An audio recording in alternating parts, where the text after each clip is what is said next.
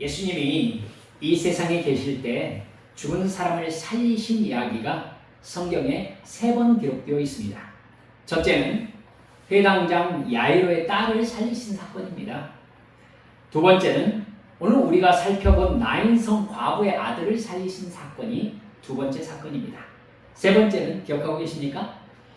네, 죽은 지 나흘이나 지난 나사로를 살렸던 사건이 바로 세 번째 사건입니다. 여러분, 죽음에서 살리신 사건은요, 살린 대상이 아무런 반응을 할 수 없는 시체이기 때문에 기적을 일으키신 의미에 대해서 주의 깊게 살펴볼 필요가 있습니다. 예수님은 능력을 베푸시기 전에 대부분요, 그 사람의 믿음을 확인하시고 그 사람의 믿음을 근거로 능력을 행하셨습니다. 그리고는 대표적으로 네 믿음이 너를 구원하였다 이렇게 말씀하시면서 믿음의 가치를 가르쳐 주시기 위한 방법으로서 기적을 행하셨거든요. 근데 시체는 믿음을 가질 수가 없잖아요. 그래서 독특하다는 거예요. 예수님은 뭘 근거로 혹은 무슨 목적으로 죽은 사람을 살리셨을까요? 우리가 여기에서 성경이 우리에게 말씀하시고자 하는 것을 조금 깊이 살펴볼 필요가 있습니다. 제가 문제를 이렇게 한번 내볼게요. 예수님께서 말씀하셨습니다. 청년아, 내가 네게 말하노니 일어나라. 이 말씀 누구 들으라고 하신 말씀일까요? 1. 청년. 2. 청년의 어머니. 3. 주위에 있는 사람들. 4. 예수님을 따르는 제자들. 답은 1번이죠. 청년이잖아요. 분명히 예수님의 말씀은 청년아 이렇게 말씀하셨습니다. 청년 들으라고 하시는 말씀이잖아요. 그럼 여러분 생각하셔야 돼요. 청년은 시체 아닙니까?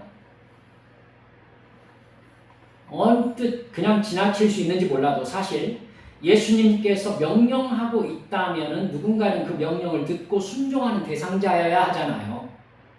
근데 그 명령에 순종할 대상자가 전혀 말을 알아듣거나 움직일 수 없는 시신입니다. 그렇다면 예수님은 누구에게 왜 말씀하시는 거죠?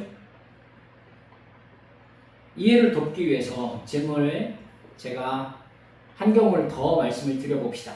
예수님이 갈릴리 바다에 풍랑이 일어났을 때 물결이 높이 칠 때가 있었죠. 제자들과 함께 이렇게 갈릴리 바다를 건너가고 있었습니다. 그때 예수님께서 주무시고 계셨었어요. 갈릴리에서 잔뼈가 굵은 어부들이었던 제자들이 어쩔 줄 모르고 있었습니다. 그래서 예수님께서 기어이 어부 출신 제자들이 목수 출신 예수님을 깨우면서 소리를 질렀습니다. 주여, 우리가 죽게 될 상황입니다. 잠이 오십니까? 주무시나이까? 이렇게 물어봤거든요. 잠이 오십니까? 그 뜻이죠. 그때 예수님께서 잠에서 깨서 말씀하셨습니다. 잠잠하라. 그럼 똑같은 질문을 여러분께 드릴 수 있습니다. 이 말씀은 누구 들으라고 하신 말씀일까요? 1. 바다. 2. 예수님의 제자들. 3. 혹시 풍랑을 일으킨 것으로 생각되는 사탄. 여러분, 바다죠, 바다. 바다예요, 바다. 잔잔해야 되는 대상은 바다란 말입니다. 여러분, 시체에게 말하는 것이나 바다에게 말하는 것이나 대화를 나눌 수 있는 대상이 아닙니다. 하지만 예수님은 말씀하셨고 그 말씀대로 이루어졌습니다. 우리가 생각해야 될 것은 말씀이 즉시 현상이 되는 전능자 하나님의 능력을 오늘 여러분들과 함께 좀 살펴보고자 말씀을 나누는 것입니다. 여러분, 예수님께서는 분명히 인격체에게 말씀하셨고 예수님의 말씀은 떨어지자 비인격체인 대상들에게도 어떤 현상을 즉시 일으켰습니다. 그래서 오늘의 제목이 말씀의 능력이에요. 여러분, 히브리어로요, 말씀이라는 단어는 다바르라고 합니다. 다바르. 그래서 다바르 이 단어가 상당히 중요한데요.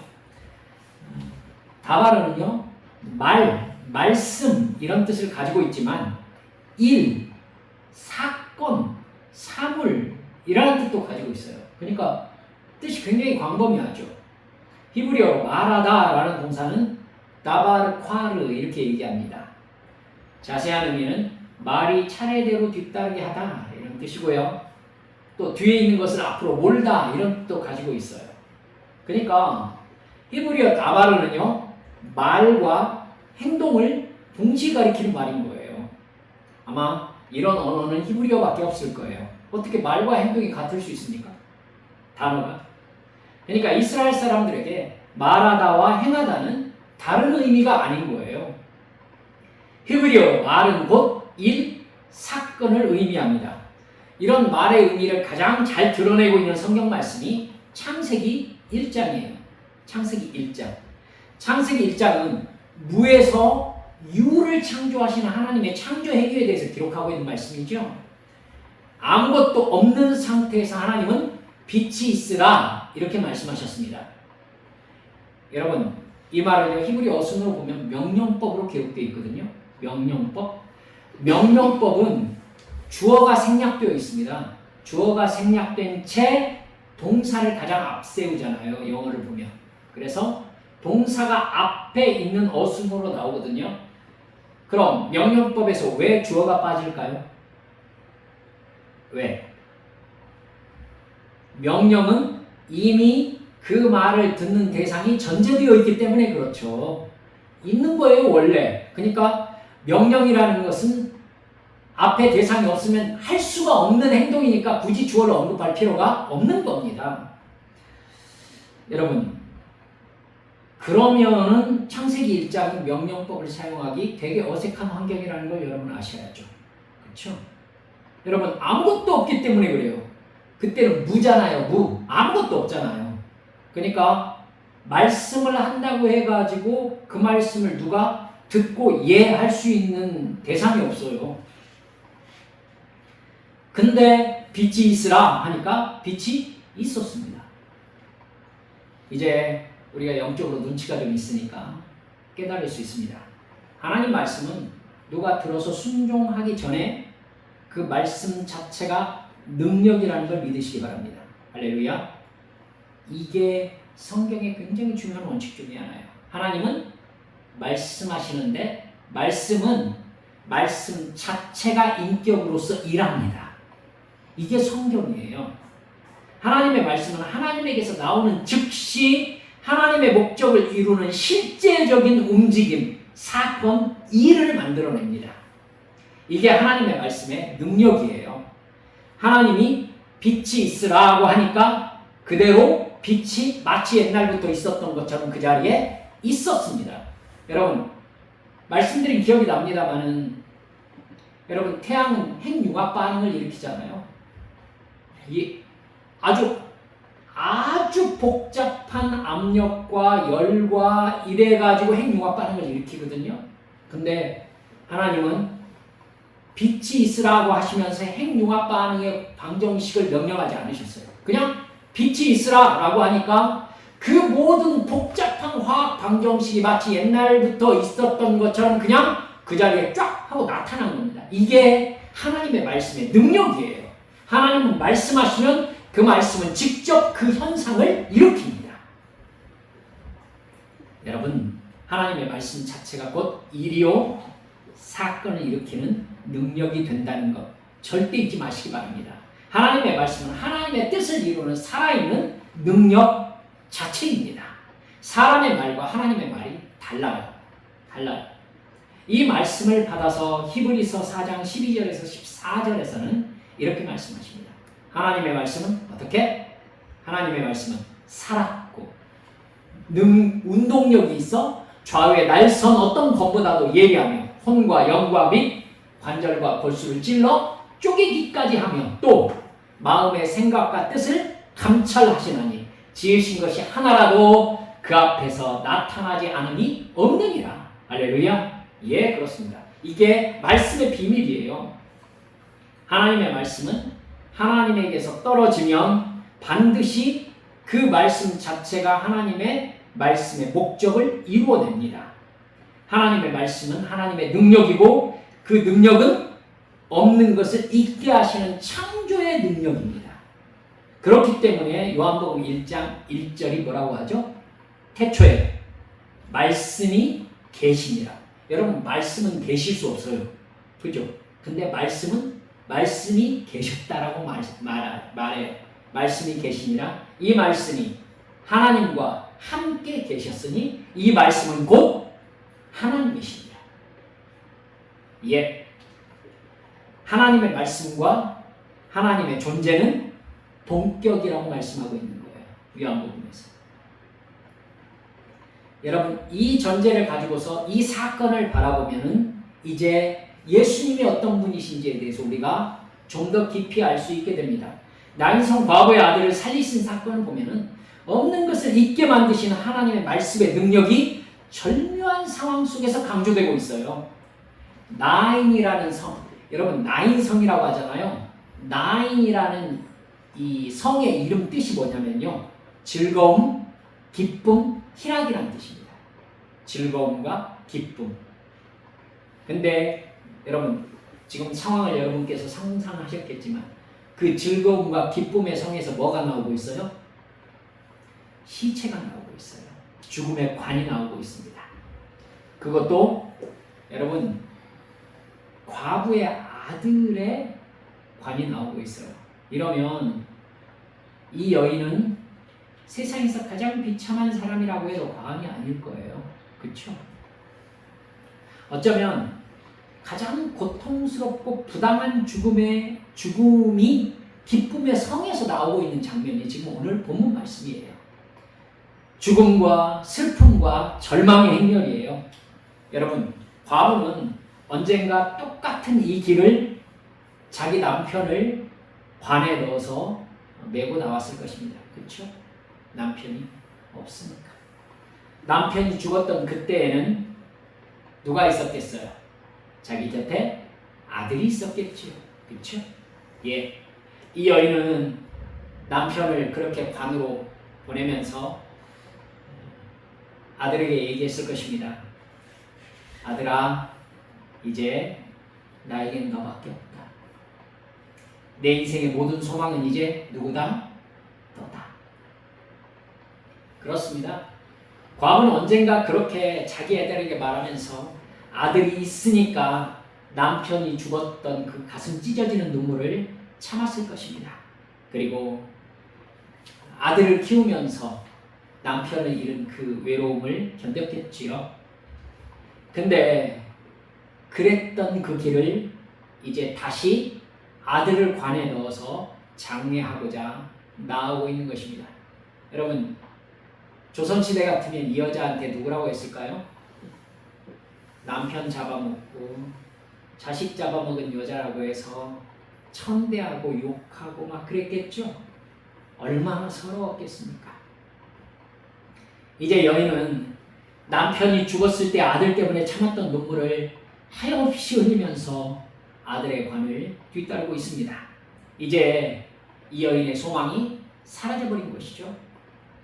친구든 이웃이든 이 여인을 어떻게 위로할 수가 있겠어요? 무엇으로 이 여인의 슬픔을 덜어낼 수 있겠냐고요. 바로 그 죽음의 행렬 맞은편에서 누가 오고 있어요? 여러분, 예수님, 곧 생명의 행렬이 맞은편에서 오고 있는 겁니다.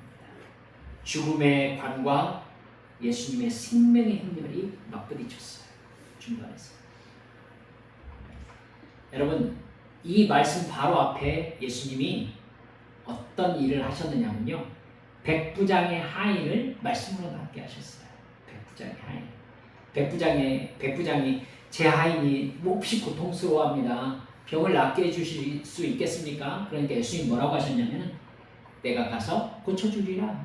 그때 여러분, 백부장이 뭐라고 했어요? 주여, 저는 당신께서 내 집에 들어오는 걸 감당할 수가 없습니다. 그저 당신께서 이 자리에서 말씀으로만 하십시오. 저는 백부장입니다. 제가 말했을 때 제 말은 즉시 제 부하들에게서 행동을 만들어냅니다. 제가 뭐라고 하면은 제 부하들은 바로 움직입니다. 저는 당신께서 하나님의 아들인 것을 알고 있습니다.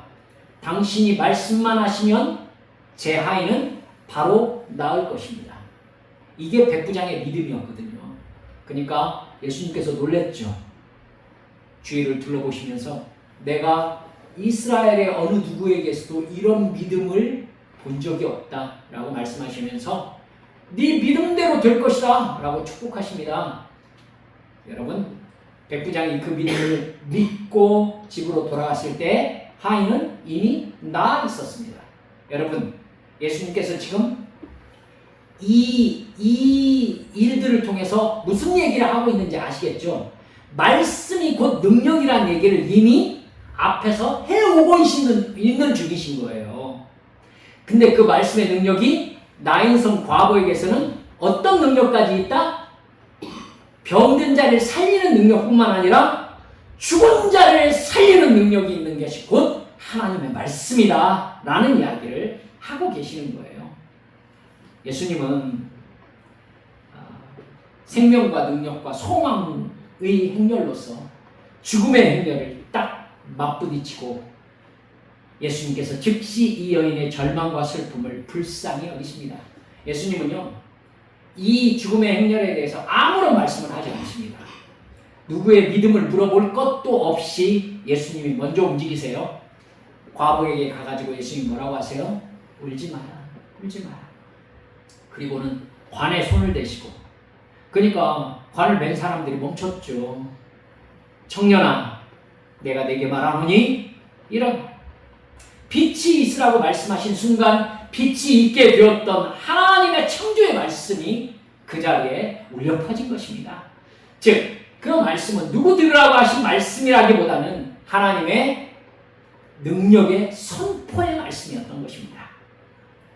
예수님의 입에서 떨어진 그 말씀은 곧바로 청년에게 새 생명을 주었고 땅에 시체를 묻어가던 죽음의 행렬이 곧 예수님의 창조의 행렬, 생명의 행렬에 삼켜진 바 되었습니다.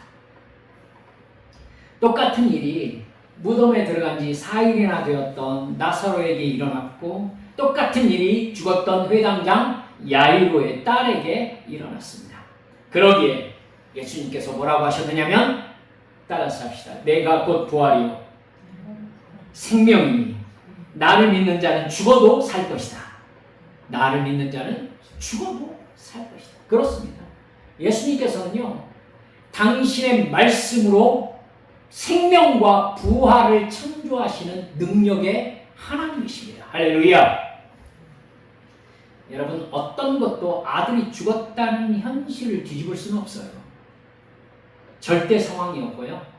여러분, 이런 상황들을 철학자 칼 야스퍼스가 뭐라고 해야 되냐면은 한계 상황이라고 얘기했어요. 인간이 어떻게 할 수 없는 상황, 한계 상황. 여러분, 한계 상황, 절대로 인간이 극복할 수 없는 한계 상황이 죽음입니다. 죽음을 돌이킬 수는 없거든요. 근데 예수님은 당신의 말씀으로 청년아 일어나라 라고 하셔서 그 자리를 지배하고 있는 절망의 한계 상황을 완전히 뒤집어 버리셨어요. 누구만 할 수 있어요? 하나님만 하실 수 있어요. 생명 자체이신 하나님만 일으킬 수 있는 기적이에요. 슬픔이 기쁨으로, 절망이 소망으로, 죽음이 생명으로 차원을 달리해서 뒤집어져 버린 것이죠. 이게 바로 하나님의 말씀의 능력입니다. 이름만 기쁨과 즐거움이 나인성 같은, 여러분, 우리가 살고 있는 세상이 그렇지 않습니까? 맛있는 것, 멋있는 것, 재밌는 것, 폼나는 것, 그거 좀 얻기 위해서 우리 얼마나 숨가쁘게 삽니까? 하지만 우리는 이젠 좀 알고 있지 않나요? 그거 잠깐입니다.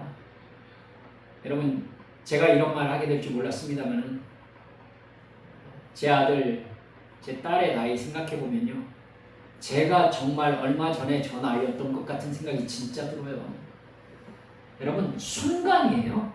쾌락은 찰나고요, 재미는 잠깐입니다. 물론 우리 애들한테 그 얘기를 하지 않습니다. 여러분, 아무리 말해도 못 알아들어요. 저도 들으면서 컸지만 못 알아들었습니다. 그렇게 세상 즐거움에 질식해서 영적 생명을 잃어버린 채 그저 하루하루 소망 없이 살던 우리에게 생명의 예수님이 찾아오신 것입니다. 그리고 우리를 손잡아 일으키시면서 말씀하신 것이죠. 딸아, 아들아, 내가 네게 말하노니 일어나. 그 순간 우리는 영으로 새 생명을 얻었고 새로운 생명으로 눈을 떴고 이 세상이 사실은 죄와 사망의 악취가 가득한 관 속이라는 사실을 깨닫게 되었다는 것을 잊지 마시기 바랍니다. 여기는 우리가 영원히 살 것이 아니에요. 곧 주님께서 우리를 부르실 것입니다. 그래서 우리는 예수님을 만나는 순간 미련 없이 천국의 순례길을 떠난 구원받은 하나님의 백성이라는 사실을 잊지 마시기 바랍니다. 이제 우리는 이 모든 세상을, 우리의 살아있는 모든 인생의 시간을 나그네로 살아가는 천국의 순례자입니다. 이게 우리의 정체성이에요. 이 세상에서 재미있게, 맛있게, 좋은데 가려고, 먹고 살려고, 좀 더 좋은 옷 입으려고, 좋은 차 사려고, 좋은 집에 살려고, 그러기 위해서 살아가는 사람이 아니에요. 우리는 이제 그걸 얻기 위해서 다른 종교 가가지고 빌고 있는 사람들과 우리는 차원이 다른 세계에 살고 있어요. 여러분, 죄와 사망이 가득한 여기는 우리가 영원히 머물 곳이 아닙니다. 우리는 예수님께서 우리에게 선물하신 영원한 세계로 곧 떠나게 될 것입니다. 이제 우리에게 남은 것은 그 말씀의 능력에 붙잡혀서 이 세상에 하나님께서 주신 천국의 소망을 품고 그 평안과 그 기쁨을 누리면서 하나님을 섬기면서 이웃에게 생명을 공급하는 복음의 전달자로 사는 것이 우리의 사명이라는 것을 믿으시기 바랍니다. 오늘 또 그 말씀을 믿는 자에게 하나님은 오늘 또 말씀을 보내셔서 구원하시고 치유하시고 복을 주시고 능력을 주시고 계신다는 사실을 믿으시기 바랍니다. 우리 이런 하나님의 말씀에 붙잡혀 살기 위해서 평소에 하나님과 만나는 것을 중요하게 생각하셔야 돼요. 여러분, 만나야 대화를 하죠. 여러분, 죽음의 행렬이 생명의 행렬과 만났으니까 예수님께서 관에 손을 얹으신 것입니다. 그러니까 우리 어떻게 해야 됩니까? 우리 삶의 어느 순간에 예수님을 만날지, 어느 순간에 주님의 능력의 말씀을 전달할 나인성 과부를 만날지 우리는 알지 못합니다. 늘 준비되어 있어야 된다는 뜻입니다.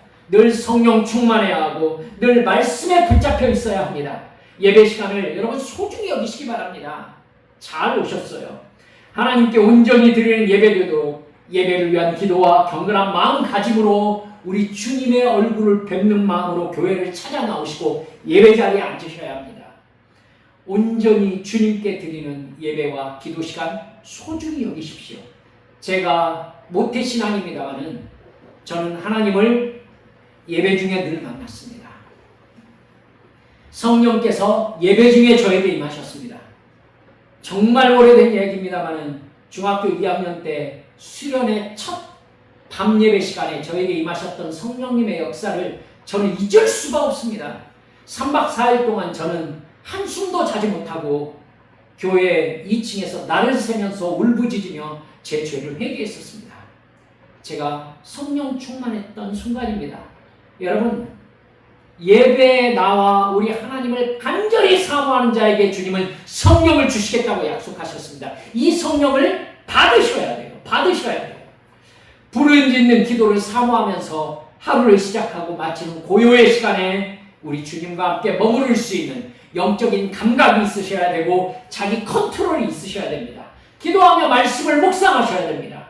그렇게 주님을 목마르게 사모할 때 주님께서 어느 순간 성령과 말씀으로 우리에게 찾아오셔서 나의 존재 자체를 바꾸신다는 것을 믿으시기 바랍니다. 말씀을 마무리합니다. 보이지 않지만 존재하실 뿐만 아니라 말씀으로 천지를 창조하시고 또 말씀 한 번에 우리 인생을 완전히 바꿔버리실 수 있는 능력의 주님 음성 듣기를 간절히 사모하시기 바랍니다. 나인성과 같은 세상에서 우리의 진정한 소망은 없습니다. 이름만 즐거움일 뿐 죄만 있는 그곳에서는 결국 사망밖에 나올 수가 없습니다. 이 세상의 결국은 사망, 죽음이라고 주님께서 여러 번 말씀하셨습니다. 여러분, 슬픔과 절망뿐입니다. 오직 주님만 우리의 생명이요 소망이지요. 그 세상에 보냄받은 우리들, 여러분, 주 예수님을 불러서 예수님의 음성을 들음으로 말미암아 내 안에 생명이 넘치고 나에게 흘러 넘친 생명이 이웃에게로 흘러감으로 말미암아 구원의 통로로서 성령께 붙잡혀 기쁨으로 사역하는 우리 믿음의 성도들 모두 되시기를, 생명과 기쁨과 평안이 넘치는 주님과 동행의 삶이 되시기를 우리 주 예수님의 이름으로 축원합니다. 우리 함께 기도하십시다. 주님의 이름 뜻이 무엇입니까? 자기 백성을 저희 죄에서 구원하실 자. 여러분, 주님은 우리를 구원하셔서 새 생명 주셔서 저 영원한 천국의 길을 출발하게 하셨습니다. 주여, 제가 깨어 기도하며 주의 음성 듣기를 사모하며 주님께서 주시는 그 새 생명으로 늘 충만하기를 원하오니 성령을 부어주시옵소서. 성령 충만하게 하여 주옵소서. 주의 말씀을 듣게 하여 주옵소서. 그 생명의 말씀에 붙잡히게 하여 주옵소서. 이 시간 주님 앞에 통성으로 기도하시겠습니다. 아버지 하나님, 저희 가운데 역사하시는 주님 앞에 예배하며